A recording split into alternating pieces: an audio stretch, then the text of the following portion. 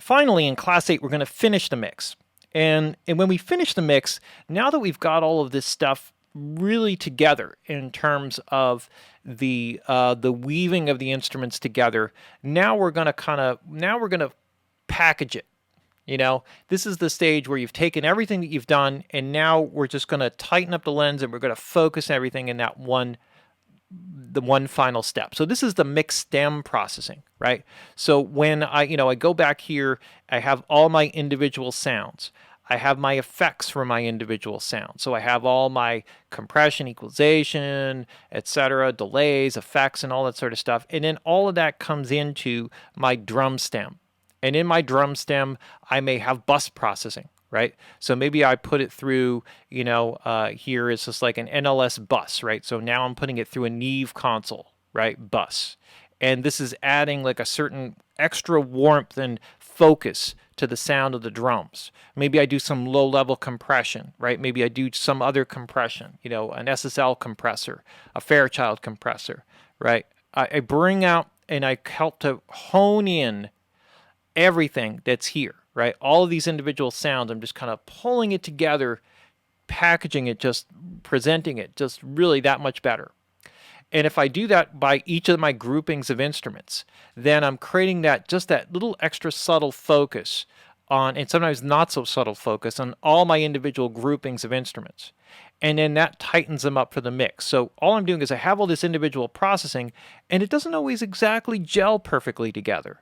I get it to feel really good, but this is the stage where I package it. It's like, this now sounds like a drum kit. This now sounds like a group of guitar players. This now sounds like a group of keyboard players, vocalists, the background vocals, right? So it enhances the depth, the imaging, the density, the clarity, the focus.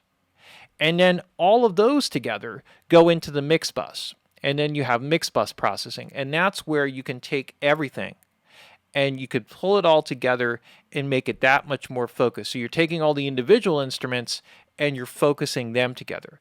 And I'm not talking about a lot.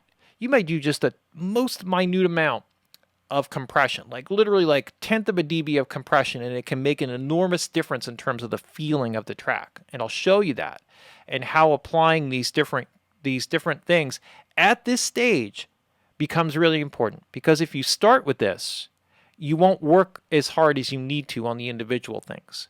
And then this becomes a crutch instead of becoming a powerful tool at the end of the process.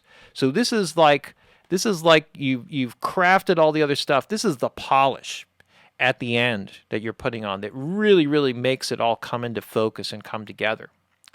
And so here is where you prepare everything, all levels. You have certain considerations that you have to take into account for mastering, leaving enough headroom. You don't want to be maxed out in your gain.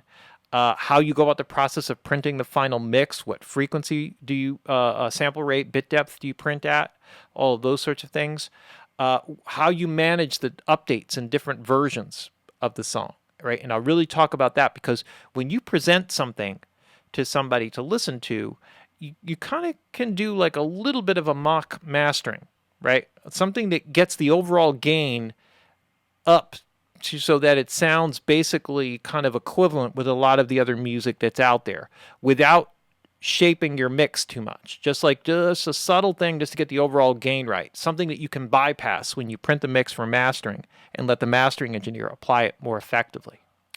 And so we'll talk about this and how you manage the updates that you give to people, right? Save as your most powerful tool. How you create different versions, right? Vocal up versions, vocal down versions, instrumental versions, a cappella versions. And that's where the 3-tier mix system really, really, really comes into focus, right? So this is this is it, this is it. This is your final thing, right? The final end stage of everything, right? Finishing the mix. So this is really critical and very important part of the process.